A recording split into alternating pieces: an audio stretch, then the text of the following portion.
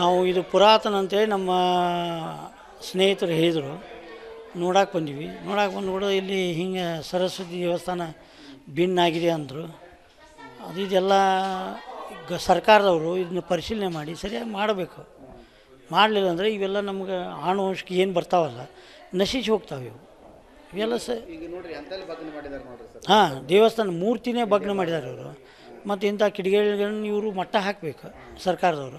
ಮತ್ತು ಇದು ಡಿಪಾರ್ಟ್ಮೆಂಟ್ ಕೇಂದ್ರ ಸರ್ಕಾರದಿಂದ ಡಿಪಾರ್ಟ್ಮೆಂಟ್ ಐತಂದರೆ ಅವರು ಒಂಚೂರು ಮುತುವರ್ಜಿ ವಹಿಸ್ಬೇಕು. ಈಗ ನೋಡಿರಿ, ಮಸೀದಿಗಳನ್ನ ಯಾವುದು ಕಬ್ಜಾ ತೊಗೊಳಕ್ಕೆ ರೆಡಿ ಇಲ್ಲ ಇವರು. ಎಲ್ಲಿ ನಮ್ಮ ಹಿಂದೂಸ್ತಾನದಾಗ ದೇವಸ್ಥಾನಗಳು ಕಬ್ಜಾ ಅದಾವ. ಈಗ ಎಷ್ಟೋ ಸಾವಿರ ದೇವಸ್ಥಾನಗಳು ಸರ್ಕಾರ ಆಧೀನದಲ್ಲಿ ನಡೀತಾವೆ. ಮುಸಲ್ಮಾನರು ಇವು ಯಾಕಿಲ್ಲ, ಚರ್ಚ್ಗಳು ಯಾಕಿಲ್ಲ? ಅವನು ತೊಗೊರಿಲ್ಲ, ತೊಗೊಂಡು ಅವಕ್ಕೂ ಅಭಿವೃದ್ಧಿ ಮಾಡಿರಿ, ಅವಕ್ಕೂ ಏನು ಅನುದಾನ ನೋಡ್ರಿ. ಬರೀ ನಮ್ಮ ದಟ್ಟನ್ನು ತೊಗೊಂಡು ಅವ್ರಿಗೆ ದುಡ್ಡು ಕೊಡೋದಂದರೆ ಇವು ಏನೂ ಇಲ್ಲ. ಮಂದಿಗೆ ಒಂದು ಸ್ವಲ್ಪ ಯಾರು ಏನೂ ಇಲ್ಲ ಇಲ್ಲಿ.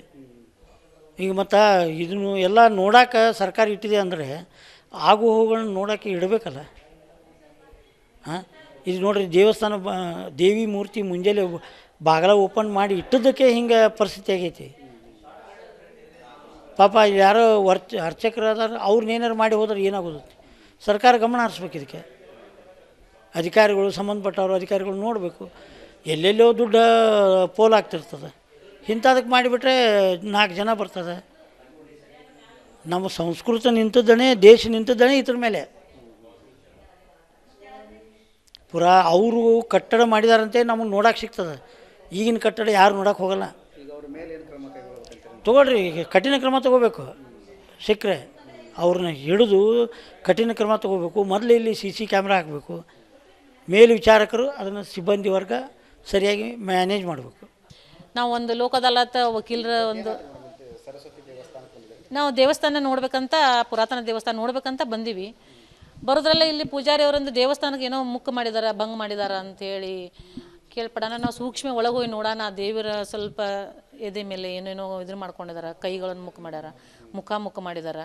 ನೋಡಿ ನಮಗೆ ಭಾಳ ಕೆಟ್ಟ ಅನ್ನಿಸ್ತು. ನಮ್ಮ ಹಿಂದೂ ದೇವಸ್ಥಾನಕ್ಕೆ ಹಿಂಗೆ ಮಾಡಿದಾರಂದ್ರೆ ಅವ್ರ ಮೇಲೆ ಸೂಕ್ತ ಕ್ರಮ ತೊಗೋಬೇಕು ಸರ್ಕಾರದವರು. ಆಮೇಲೆ ಇನ್ನೂ ಇದು ದೇವಸ್ಥಾನ ಜೀರ್ಣೋದ್ಧಾರ ಮಾಡಬೇಕು. ಇದಕ್ಕೆ ಭದ್ರತೆ ಇಲ್ಲ, ಯಾರ ಕಾವಲು ಇಲ್ಲ. ಇದಕ್ಕೊಂದು CC ಕ್ಯಾಮ್ರಾಗಳನ್ನ ಅಳವಡಿಸಬೇಕು. ಇದಕ್ಕೇನು ಸರ್ಕಾರದವರು ಇದಕ್ಕೆ ಏನು ಒಂದು ಅನುಕೂಲತೆ ಬೇಕಲ್ಲ ಅದನ್ನೆಲ್ಲ ಒದಗಿಸಿ ಕೊಡಬೇಕು. ಅಂದರೆ ಜನರು ಬೇರೆ ಬೇರೆ ಕಡೆಯಿಂದ ಬರ್ತಾರೆ. ಹೊಸ ಕಟ್ಟಡ ಕಟ್ಟೋಕ್ಕಿಂತ ಹಳೆಯ ದೇವಸ್ಥಾನನ ಜೀರ್ಣೋದ್ಧಾರ ಮಾಡಿದ್ರೆ ಅದಕ್ಕೊಂದು ಮಹತ್ವ ಇರ್ತದೆ.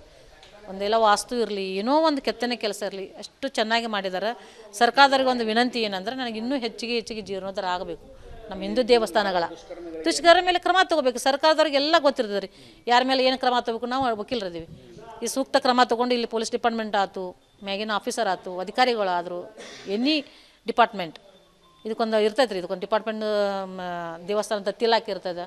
ಅವ್ರು ಕ್ರಮ ತೊಗೊಳ್ಬೇಕು. ಇದ್ರ ಮೇಲೆ ಕ್ರಮ ತೊಗೊಂಡು ದೇವಸ್ಥಾನಗಳು ಉಳಿತಾವೆ. ಮತ್ತು ಇರಲಿ ಅಂತ ಬಿಟ್ಟರೆ ಇನ್ನೂ ಕೆಟ್ಟು ಹೋಗ್ತಾವೆ ದೇವಸ್ಥಾನಗಳು. ಈ ರೀತಿ ದೇವಸ್ಥಾನಗಳು ಕಟ್ಟಡ ಮಾಡೋಕ್ಕಂತೂ ಈಗ ಯಾರಿಗೂ ಆಗಲ್ಲ. ಇದು ಕೆತ್ತನೆ ನೋಡಬೇಕು ಅದನ್ನೆಲ್ಲ. ಇನ್ನು ನಿಮ್ಮ TV ಚಾನಲಲ್ಲಿ ನೋಡ್ಕೊಂಡು ಏನೋ ಅವ್ರು ಇನ್ನು ಮನಸ್ಸು ಮಾಡಿದ್ರಂದ್ರೆ, ಇದು ಗದಗ ಜಿಲ್ಲೆಯೊಳಗೆ ದೊಡ್ಡ ಫೇಮಸ್ ದೇವಸ್ಥಾನಗಳು. ವೀರನಾರಾಯಣ ಗುಡಿ ಆಯ್ತು, ಇದು ದೇವಿ ಗುಡಿ, ಸರಸ್ವತಿ ದೇವಸ್ಥಾನ ನಮ್ಗೆ ಗೊತ್ತೇ ಇರಲಿಲ್ಲ. ಇದೇ ಫಸ್ಟ್ ಟೈಮ್ ನಾವು ಬಂದಿದ್ದು. ಅದನ್ನು ನೋಡಿ ನಮಗೆ ಭಾಳ ಕೆಟ್ಟ ಅನಿಸ್ತದೆ. ದೇವಿ ಒಂದು ಅಲಂಕಾರ ಇದನ್ನು ಮಾಡಿ ಇನ್ನೂ ಚೆನ್ನಾಗಿ ಮಾಡ್ಕೊಂಡ್ರಂದ್ರೆ ದೇವಸ್ಥಾನ ಚೆಂದ ಆಗ್ತದಂತ್ರಿ. ದೇವಿ ಮೂರ್ತಿಯನ್ನು ಮಾಡಬೇಕಿನ್ನ ಜೀರ್ಣೋದ್ಧಾರ ಮಾಡ್ಬೇಕು. ಅದನ್ನು ಮೂರ್ತಿಯನ್ನೇನೋ ಕಣ್ಣ ಮೂಗ ಎಲ್ಲ ಪಾರ್ಟ್ಸ್ಗಳನ್ನು ಇದು ಮುಕ್ಕಾಗಿದ್ದವ್ರು. ಅದನ್ನ ಇನ್ನೂ ರೀಕನ್ಸ್ಟ್ರಕ್ಷನ್ ಕಲಾಕಾರ ಮಾಡಿದ್ರಿಂದ ಚೆಂದ ಆಗ್ತೈತೆ ಅಂತ ನಮ್ಮದೊಂದು ಆಸೆ.